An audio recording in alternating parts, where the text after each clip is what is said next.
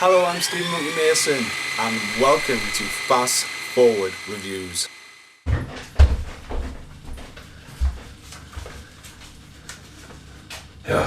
Another note. Feed the fish. Again! Why do I have to feed the fish? They're not even my fish. Roll this. You know, I should write him a note. What can I write him a note about?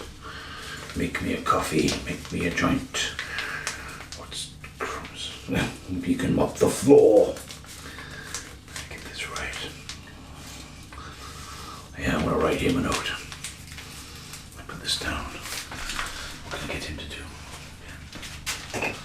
I know.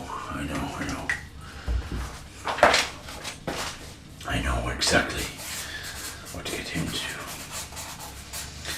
Yes, draw a picture, some details. Stupid idiot doesn't know how to do anything.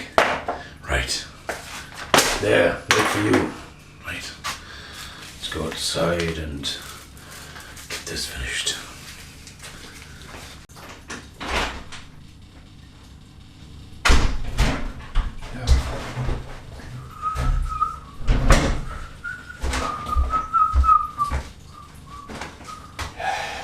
Well, he hasn't fed the fish because I think one of them's dead and left a note for me. Are you kidding me? Paint house. Should be paint the fence as well. Paint house. It's a stone house, you idiot. I'm not painting the fence though. Can't paint the house, but maybe he could paint the fence, but I'm not doing it. I'll get my apprentice to do it. Welcome to the review for Karate Kid. You're never going to catch a fly out here. Now, it might be a little bit windy, it might be a little bit cold, it's going to bother us, but you know what? It's better than fuck all. This is the fast forward review for Karate Kid. Right, stop that, time to paint the fence. The year 1983, 1984. I was born in 1983. This movie is 37 years old this year. Terrifying. Up, down. Budget for this movie, up, down. Budget for this movie, yes, we know what it is. It is 8 million. Can you imagine that if we were trying to make this day and age? I should have checked that and seen how much the remake cost. I bet that wasn't 8 million. Jackie Chan, that would have been Jackie Chan's per diem for the month, the 3 months. You know, his travel costs, his hotels, his pimps, his cocaine. Where we're going off this, up and down. This movie is a 15, boom, boom, but IMDb now says it's a 12, but it's a 15 because the wind's coming and the Blu-ray box set of all 4 says it's a 15, so IMDb, you're wrong on that. There's me painter back as the age rating was over the top. Magic, wax on, wax off. Age rating on, age rating off. Written by Robert Mark Carmen. Robert actually leaves the commentary, and he's at the podcast commentary, it's just a podcast. He actually leaves the commentary on that steelbook about 3/4 of the way through. He's like, right, I've got to go. You think, you might have an emergency, he might have, but if you're going to like revisit your own work from like 20 years ago, the time probably did that, it would make the time to stay around for an hour and a half, you know, and getting everyone together. But yeah, written by, don't want any pit stains like Jack Frost. Directed by John G. Alverstein. I think I got that right. Might have to do 2 takes of this because we're in the wind tunnel. See, told you, ninja style. But yeah, John G. Gerald, I think, maybe it's Gerard. But yeah, directed by him. Wait there.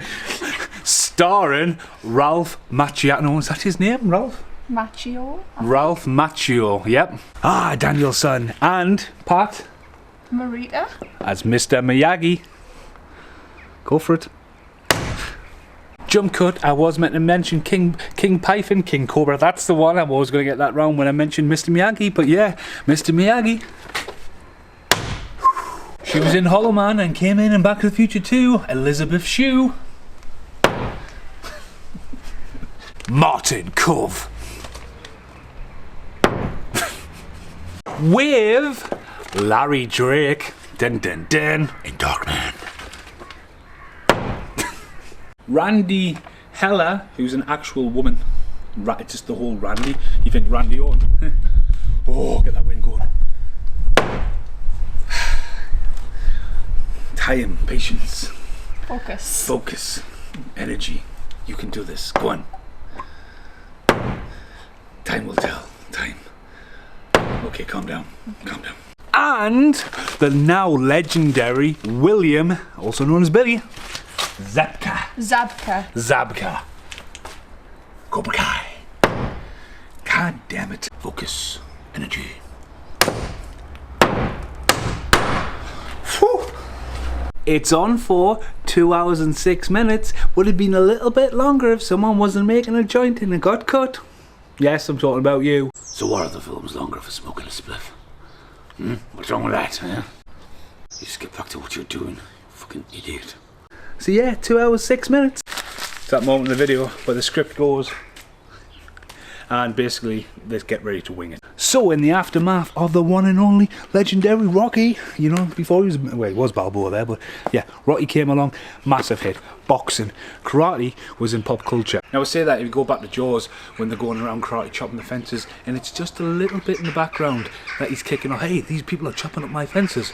Karate was a cult thing because of the one and only legendary Bruce Lee, and as well as other great masters of the artwork. Crows, voices, dogs. Yeah, it's one. Again, what do you do when you're in lockdown and you've got no budget? You create a masterpiece. At least you try, you make that effort. It's all about time. It will come.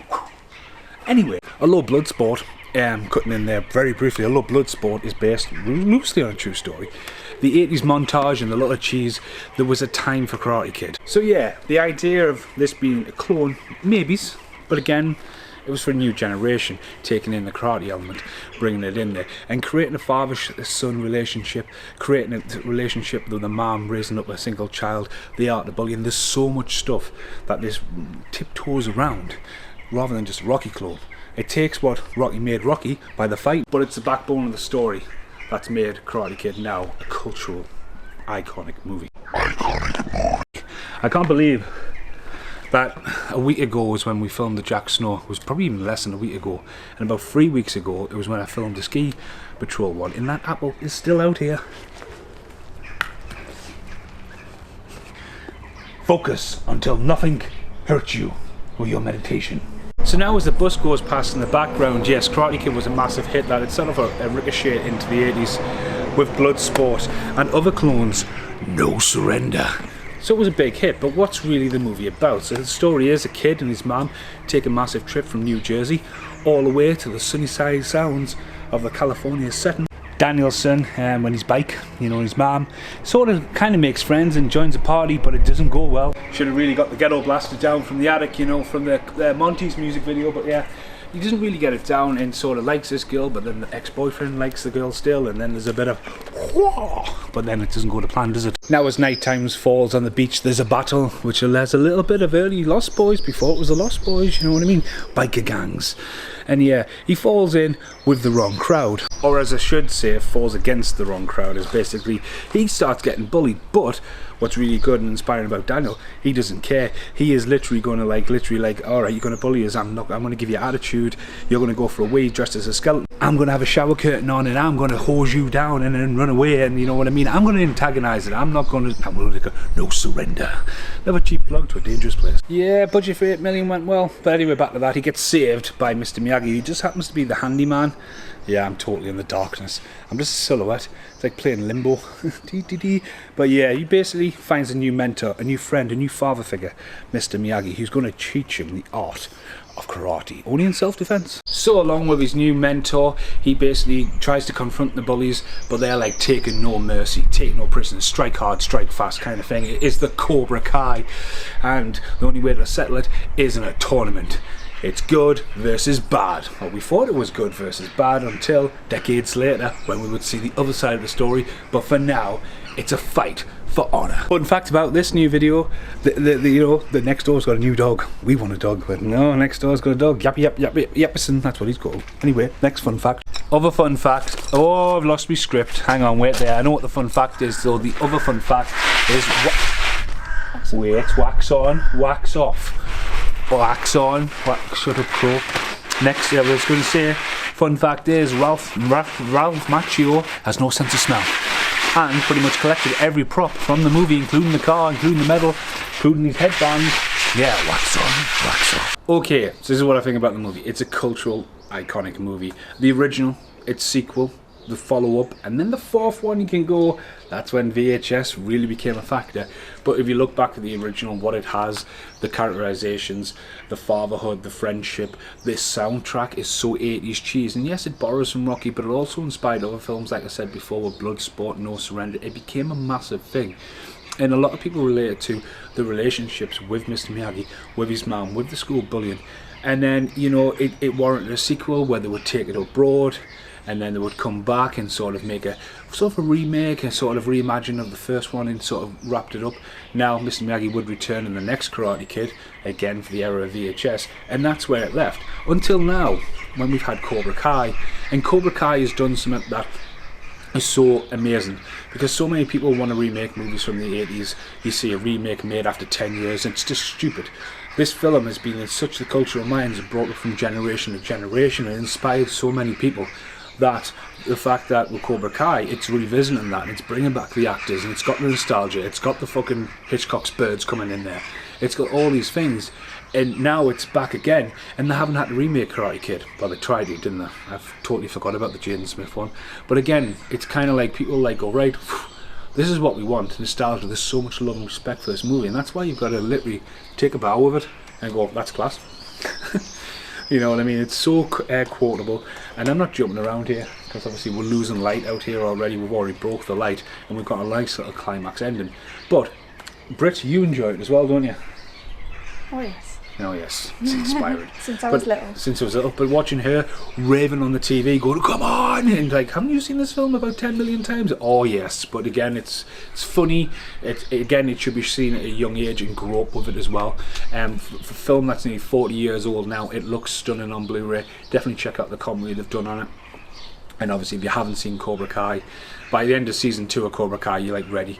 And I just love that, again, what they did with the characters in the first film with Danielson and Mr. Miyagi, they've brought that in the Cobra Kai. They've told another good side of the story. They've give William Zabka, who was a massive force in making Cobra Kai, his side of the story, because when you see this film flipped in Cobra Kai the way it does, it's fucking tremendous.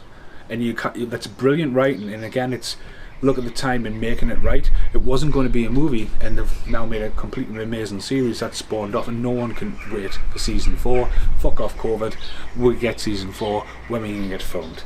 So for now, let's get this climax and ending. Thanks for watching, enjoy this.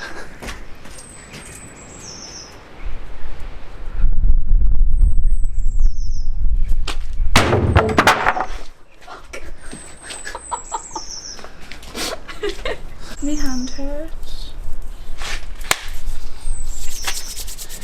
I think you better call me mum. Oh.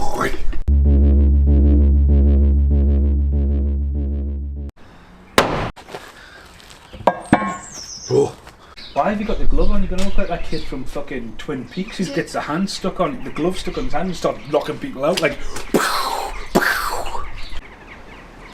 That dim muck.